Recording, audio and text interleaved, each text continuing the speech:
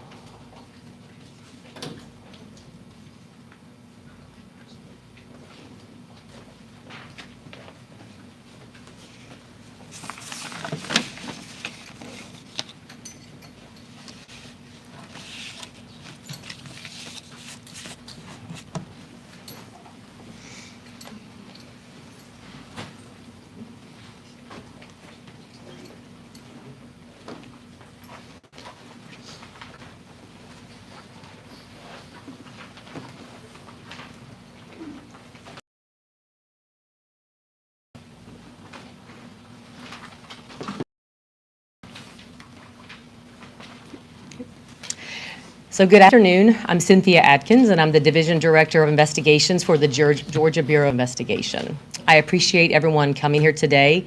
We want to take this time to refocus the public's attention on a cold case murder that occurred approximately 15 years ago, and the victim is Maryanne Humphrey. So Maryanne Humphrey was a 62-year-old grandmother. She was a daughter, she was a sister, and she was a friend. And she was tragically taken from her family and her friends in 2009. So with me, I've got the Douglas County Sheriff's Office, the Douglas County District Attorney's Office, and we have members of Maryanne's family with us today. And we all want that we will never stop seeking justice for Maryanne and her family, her friends, and the community. So on September 21st, 2009, Maryanne was working at the Circle K in Douglasville, Georgia, on West Stewart Mill Road, when an unidentified person came in to attempt to rob the store. When they did that, there was a struggle between Maryanne and the person, and Maryanne was shot 2 times, and she did die as a result of those injuries. The person then left the store on foot, and that is where we are today. We do have video footage from inside the Circle K from 2009. That video footage was viewed back in 2009 by the then GBI forensic artist Marla Lawson, who did create a sketch from that video of what the person looked like. The video is a little bit grainy. The person did have a hoodie on, so the sketch is from that. Then recently, the GBI forensic artist Kelly Lawson, she created an age progression sketch of what that person could look like today. Now, neither of these sketches have ever been released to the public, and we are revealing them today, as you can see. The sketch that Miss Nellie Miles just turned over is the age progression sketch of what the person could look like today. So to describe the person, we're looking for is a white person, probably a male person, although we do not know that for sure. Approximately 5 feet 4 inches tall. We would say that the person is early teens to early or middle teens to early 20s. I think that's, yes. So that's the descriptors that we have right now that we are comfortable with releasing. So we are hoping that someone can look at these sketches, either the sketch from what the person looked like in 2009 or what the person could look like today, and they could identify the person for us.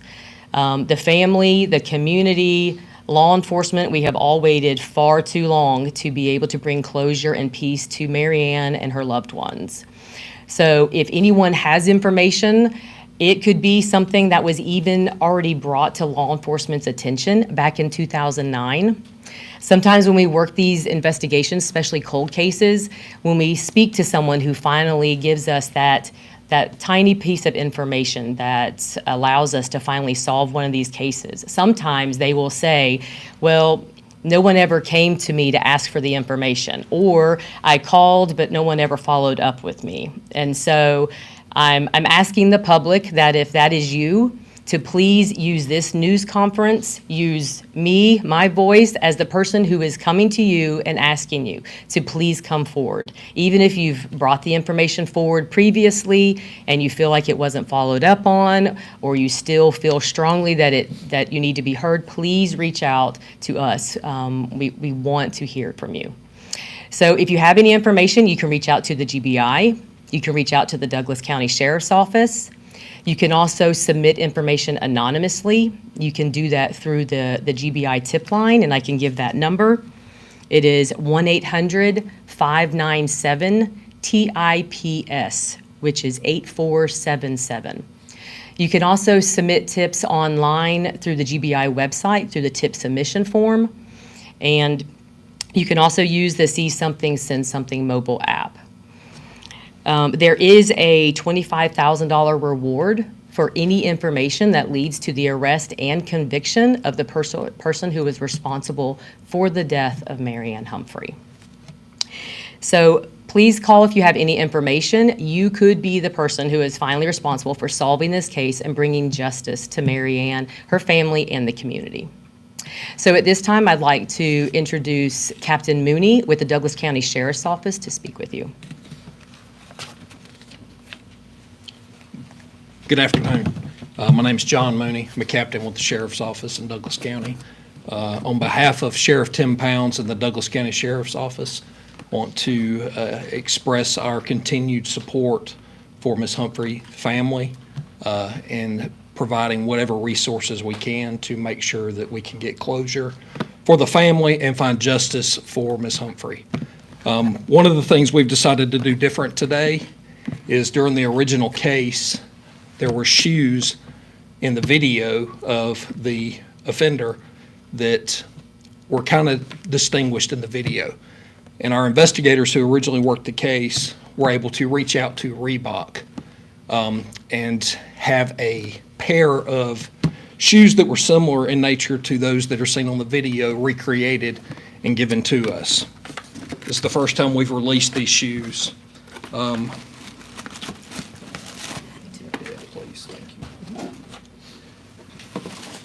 These shoes, what makes them so special is they were just released at the time of the homicide.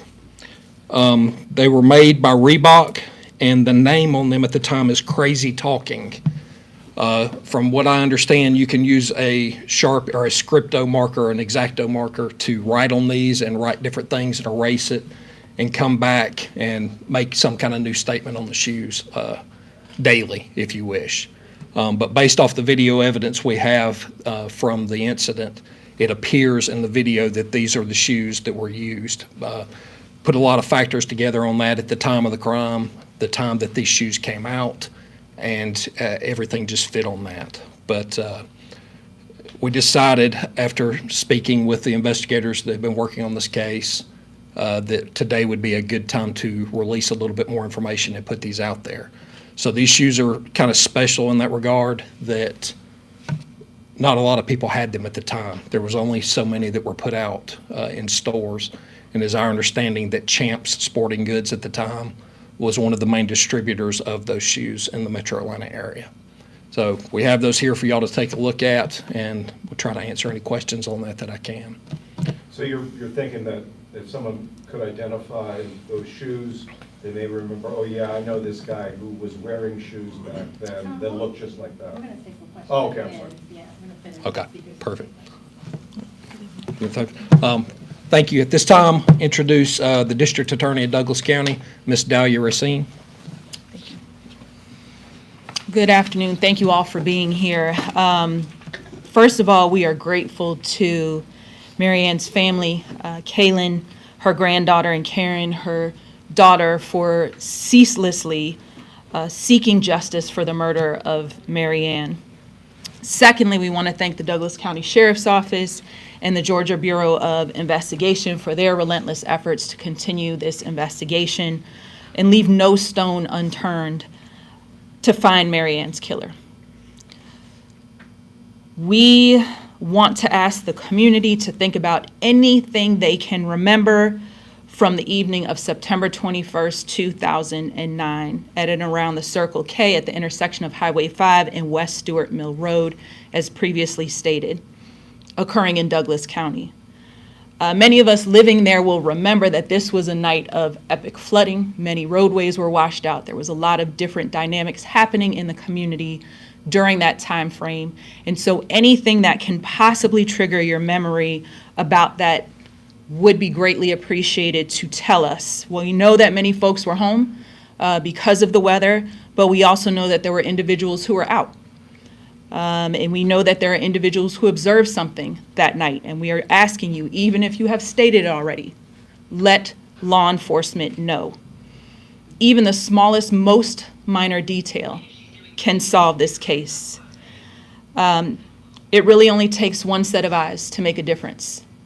15 years is a long time for this family to wait. It just takes one person that overheard something, because 15 years is a long time for this family to wait.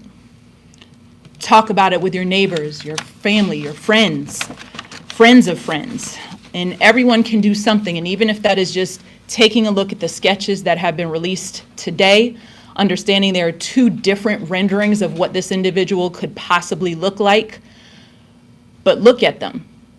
Help us to figure out who this is. And we don't know who might have answers from that night, but we are asking everyone to seek answers.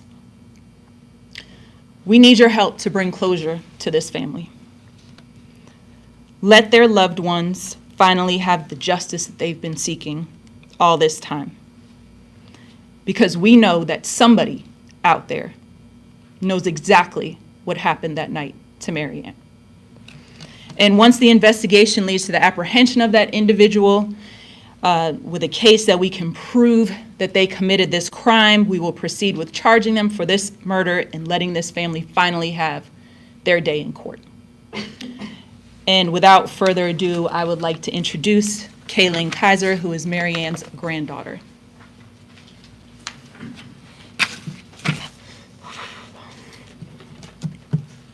I'm sorry, do you mind if we take the shoes down? Yes. Thank you very much. Confusing. All right. Hello, everyone. My name is Kaylin.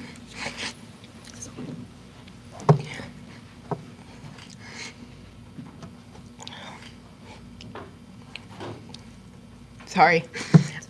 And I'm the granddaughter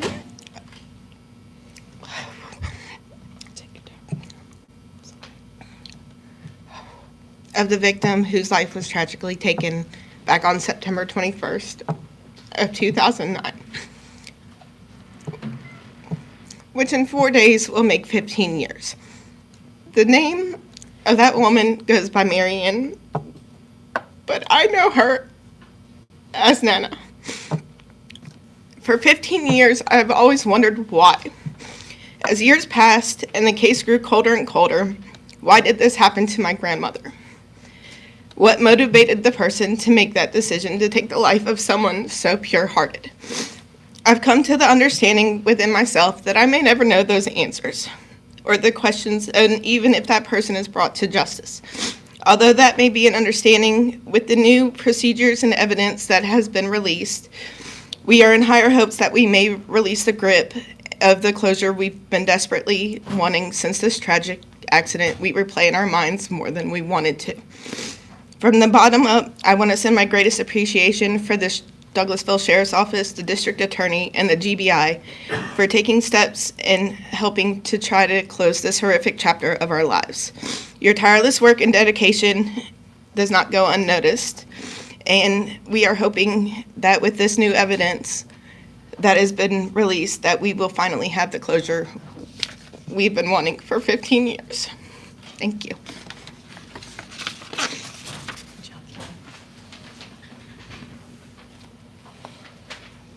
At this time, we'll take a few questions.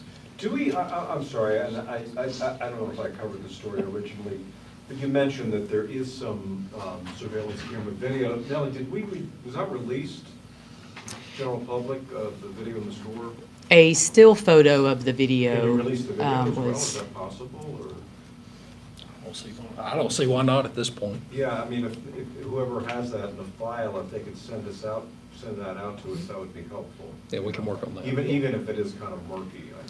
I can confirm it is very murky. It was older Yeah. technology. Captain, when is the last time you had a credible tip on this? It's been a while. We have tips that come in a couple of times a month, and they just kind of seem to revolve around the same topics and same individuals.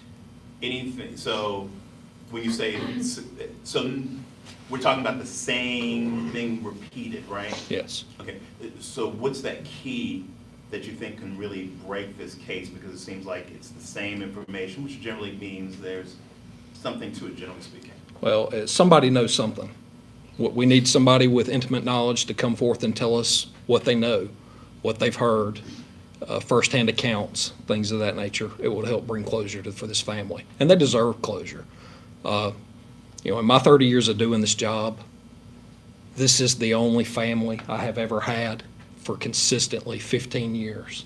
On the anniversary of this crime, they call. They've called my previous bosses, they call me, they call the GBI now, and everybody is working extremely hard to try to get closure for this family. So they deserve it. Did this guy get off, make away with any money? I mean, when he came in and robbed the store, I mean, she tried to intervene, and that's when he shot her, but did he get off with any money? I was just wondering. I don't believe so, no. When did the GBI get directly involved in this case? so the GBI was involved from the beginning as far as our forensic artist. And then, we had a cold case that was created back in July of 2023. And so we received a Coleman Baker request at that time. And then we met with the Douglas County Sheriff's Office, we met with DA Racine, and that is when we basically came into the investigation and actually started reviewing it, and we were working alongside each other now. It's a group effort from all the agencies to find justice for Maryanne. So just to recap, the new evidence that we spoke about, or you spoke about, is the new artist rendering of what this individual might look like today. And I think what you were saying before, that when he committed this crime, he was in his late teens to early 20s, therefore he would be 15 years older than that, Correct. mid-30s to early 40s, correct? Correct. And that's the second rendering, okay. And then the other piece of evidence is the shoes. The shoes. Okay. Yeah, the shoes are very unique in that I don't believe they were sold anywhere in Douglasville or Douglas County. So it's not a shoe that I would say everybody had at the time, so it is a unique piece.